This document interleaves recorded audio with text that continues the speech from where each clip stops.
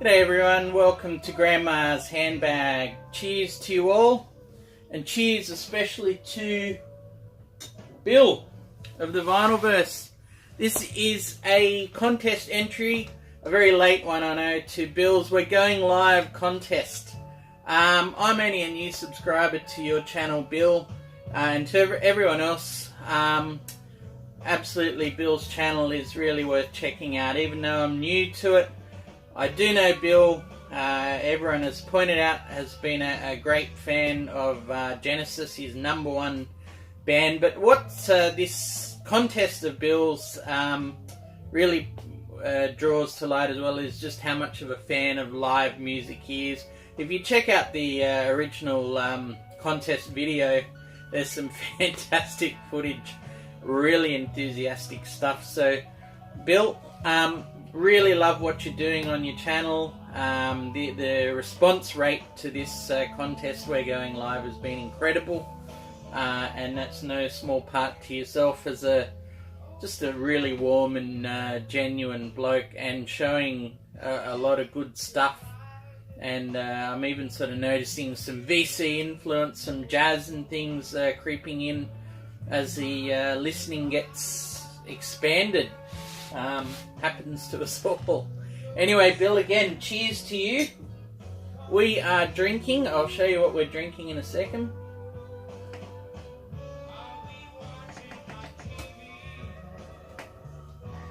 We're drinking Mountain Goat Rye Fighter Double IPA. So, bucket loads of hops. And if you think that looks a little bit similar, a bit familiar, they're actually riffing on Street Fighter. So if you can see that little graphic on the side there, loading, select water, multiplayer, American ale, rye, wheat, supernova, and it goes on to list other things. And you've got Ryu shooting a hop there, so very interesting. Yeah, Australian craft beer. I think it sits at what are we at? 7.8%. So there could be a rosy cheek between us there. Certainly on my part. In a second. A lot of hops. Very nice though, nice and sweet. So we've got a live album, Neil Young playing. Just a newie to this. I haven't even shown it on a video yet, but classic Neil. It's sounding really good. Okay, 3 questions, if I can remember these now. Number 1, show a live album. Okay. To be honest, I don't have an awful lot of them, but this one certainly sprung to mind. I did want to show it a live album on vinyl, so I had to bring out Built to Spill's Live. This came out in 2000, and I initially had it on CD. This was released as a record store day, I think in 2013, limited to whatever, 1,000 copies, 5, 10 probably at the most. Anyway, what a great live album. I don't know if you can see on the back here. So it's all sort of done over 2 records. So we got both of those there, just the standard Warner Brothers label. Built to Spill, what can you say about them? It's indie rock from Seattle, but it's very much in the alternative to the alternative, I suppose. So yeah, very, not underground. I mean, at the same time, it's very much a classic alternative rock sound, just not grunge, if I can put it that way. Anyway, yeah, love this album. The band's generally a 3-piece, or they've sort of gone between 3 and a 4-piece.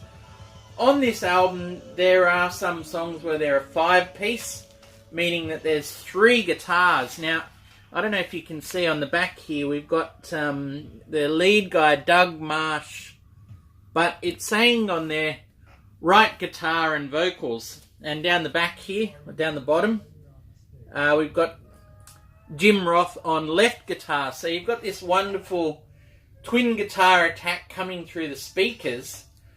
And you can hear it even more so when you're listening on headphones. There's Brett Netson on guitar on 2, 3, 8, and 9. Yeah, so he's on 4 tracks on here, where you actually have a third guitar, which is almost guitar overdose, but it's incredible because you got these 2 guitars absolutely doing their own interlocking kind of thing in their own way, and then a third guitar straight up through, like boring into your skull. Really, really good stuff. A few of their own classics on here. The Plan, Randy Described Eternity. They dip into a couple of covers. Virginia Reel Around the Fountain. Singing Saws Make Perfect Swords. And those 2 are just local bands out of the Seattle area. So contemporaries of theirs that they're covering. And of course you've got the twin songs that take up a whole side each. A 20-minute version of Neil Young's Cortez the Killer, just insane, and a 19-minute version of their own Broken Chairs, which I think on studio is still an epic. I think it's 10 or 11, but they managed to double it. So Built to Spills Live has always been a really great album. To me, I'd tend to put it over their studio albums just for the sheer, I don't know, audacity, the audaciousness of you know, extending them out to these classic rock proportions, you know. Definitely going beyond their sort of humble indie leanings. Anyway, Built to Spill Live 2000. Yeah, fantastic stuff. I mean, there's other ones I could have shown, and they're just behind you right there on CD. I'm looking at a lot of them now, but I'll leave it at that for now. Okay, concert experience. Alright, I just realised, I had a look today, I've kept this booklet here, and these have got concert tickets, and yeah, alright, it's all going to fall out from over the years. By no means exhaustive, but I did try and keep quite a few of them. I thought I would dig in just for something interesting. Still looking around. Lost the bloody thing. What I can show you, I don't know if you can see this here, but it's actually the first ticket to the first proper rock concert I probably ever went to. There's no probably about it. Anyway, Paul McCartney, The New World Tour, 16th of March 1993. This was $61.60 at the time, and I went there with my mum and dad. I would have been all of 14. So thanks, mum and dad. Thanks for the first ever concert I went to. But now, a concert story, okay? One that I always kind of forget and then remember. Something ticks me off, but I had to share it this time. Guided by Voices made it to Australia once in, I'm going to say 2000. I'm pretty sure it was 2000. Anyway, they were touring in support of this album, Do the Collapse. Now, this technically was their first album on a major label, TBT Records, so they'd gone off of Independence and then Matador and on to TBT. Got a bit of a budget. Rick Ocasek of the Cars was producing, and they evidently got some money to tour Australia, I think, pretty sure as a 5-piece as well. I know Doug Gillard was in the band as well as Robert Pollard. But what I remember was, you know, I don't know if they completely packed out the room. The room probably held about 500 or 600 people or so in there, but they it just sort of struck me because they got in and played No Word of a Lie for over 3 hours in this place that probably held 500 to 600 people or so. By the end of it, I would say there were 80 to 100 people left from 500 people, say. The band just went on and on. If you know Guided by Voices, songs are short. Excuse me.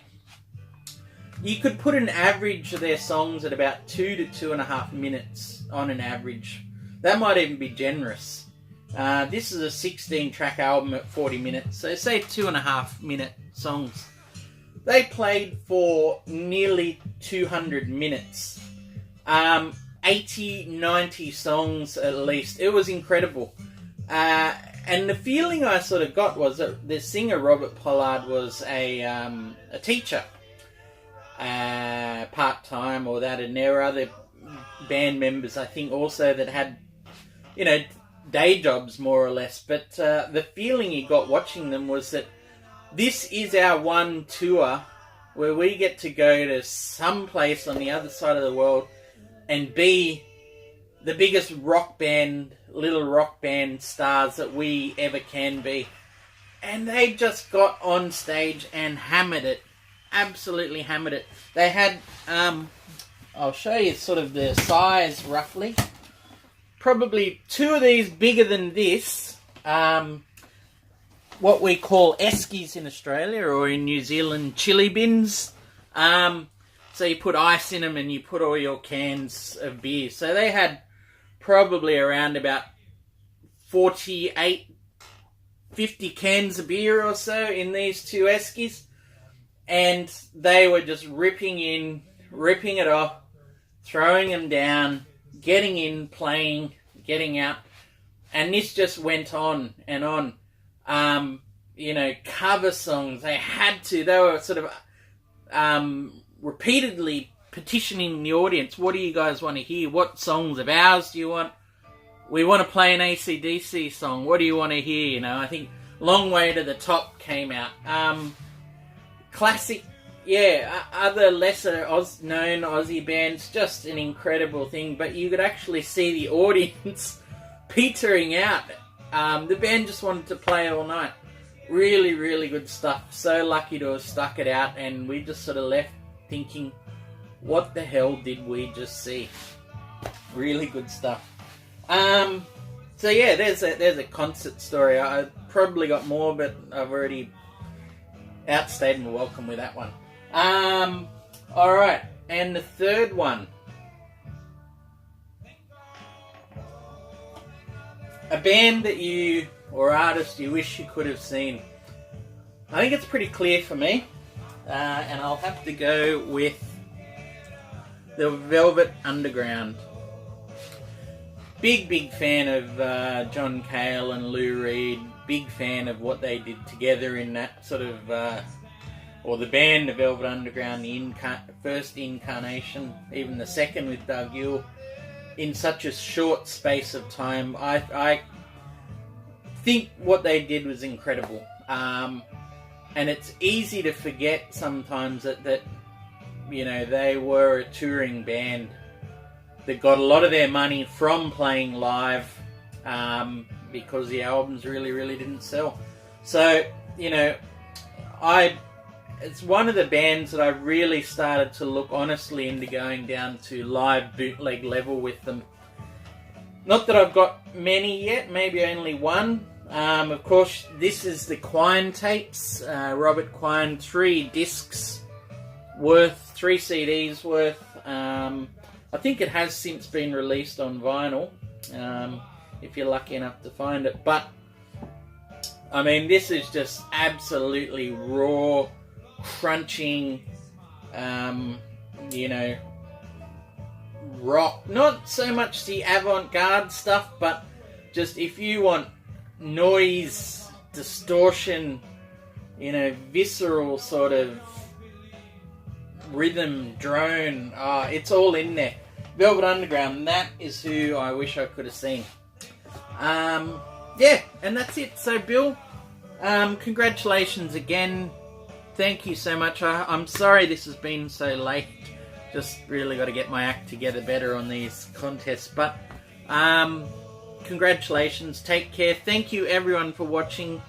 And I will probably see you again soon. I've got another few contest entries that I want to get in for some channels. So thank you everyone.